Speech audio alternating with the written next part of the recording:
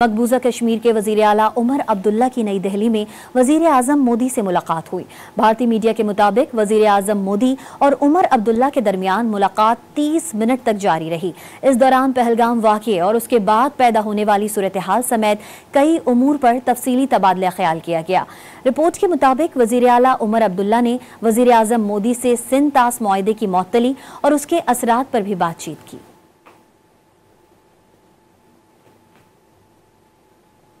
मकबूजा कश्मीर के वजीर आला उमर अब्दुल्ला की नई दिल्ली में वजीर आजम मोदी से मुलाकात हुई।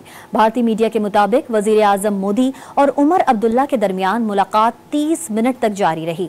इस दौरान पहलगाम वाक़ये और उसके बाद पैदा होने वाली सूरत हाल समेत कई उमूर पर तफसीली तबादला ख्याल किया गया। रिपोर्ट के मुताबिक वजीर आला उमर अब्दुल्ला ने वजीर आजम मोदी से सिंध तास मुआहदे की मुअत्तली और उसके असरात पर भी बातचीत की।